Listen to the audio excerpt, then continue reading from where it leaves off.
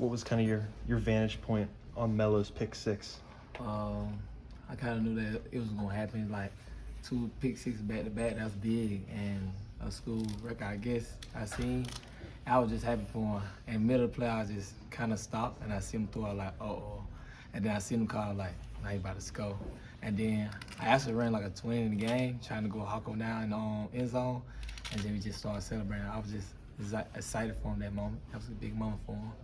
You haven't necessarily been targeted a ton this year. Just how do you stay ready throughout the course of a game? Cobee just tell me during the game, just keep playing your technique. Eventually, they're just gonna come to your side. Just keep playing your technique. You don't need to be lacking out there at all. So, as sooner or later, right now, I guess that they throwing the Melo side. I guess Melo actually making them pay. So, as eventually they gonna start just teams gonna start just moving the ball around like they usually do. I guess when it's time to come outside, I just gotta make a big play when they come outside. Do you feel like it's a quiet compliment that they're not wanting to throw at your side? Yeah, I kind of like every game I got boys like the whole season. Like, I know this week my boy Cobee Bryant used to play here, and that's kind of one of my close friends. He was just telling me we just watching a lot of good film with y'all boys. Y'all just doing good this season, man. He was proud of all this, and he was just saying, just play our game, man. We just gonna link up out of the game. Just seeing teams, like watching film on both of us, it's just big for us. Like, we practice so hard. At practice, Cobee just push us like every day to just get better and play your technique. And eventually, like in the game, it's gonna be easier and just it's gonna be a lot faster. Besides going against Brown, what else stands out to you about Texas Tech? They got good like long receivers. They can go up and get the ball. So I guess they throw a ball. They throw a lot of like passes a lot in the game. So I guess we should be getting a lot of throws this game. We should be ready for making big plays again this week also. And how do you prepare for a team that's so willing to go for it on 4th down? Does that affect anything about the way you guys prepare?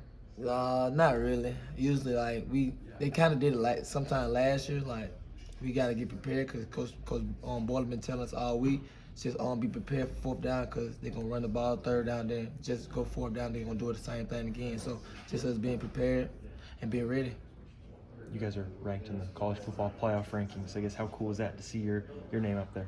Just a blessing, man. I guess like the world's just not realizing like they not sleeping more. Like when we play opponents now, I guess we're not a sleeping team no more. Like everybody knows that we just coming to play. Like we're a good team this year. Like we all just ready to play.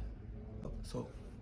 Coach Leipold talked about the final quarter of the season and the things you guys can accomplish. Just what's his message been to you guys about what you guys can do this year? Just finish like half of the season. Like last year, Ronnie said like be the best team in November. Like he been telling us for a long time since he been here to be the best team in November. I guess just finish the second half of the season. We gonna be ready to play. Just be ready to play. Cause teams not just gonna hand us the win. We just gotta work for it.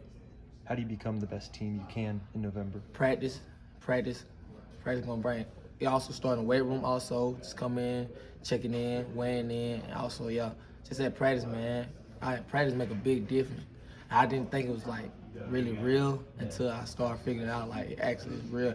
And Coach Steve been telling us it's gonna hunt you down. Like small things, just not like making your weight, not get extra work, just gonna hunt you down in the end, and they're gonna bite you.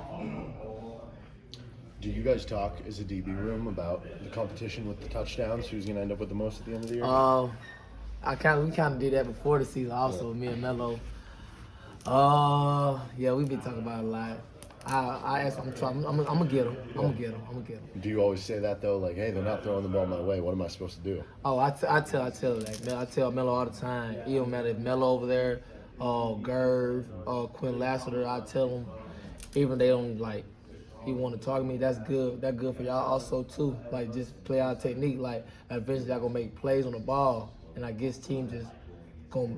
I guess our DBs gonna make them pay. Like we talk about that all the time in the group chat, just locking in, making plays that count, and we know that defense just depend on us a lot. So we know what big plays. If we make big plays, gonna change the game. So Rich Miller also tell us before the game, make big plays, so it's gonna all add up at the end. We've heard from a bunch of different players, I think from Lance Leipold, that you're big into the shadow boxing. Yeah. Who are some of the other players that you like to shadow box with or that give you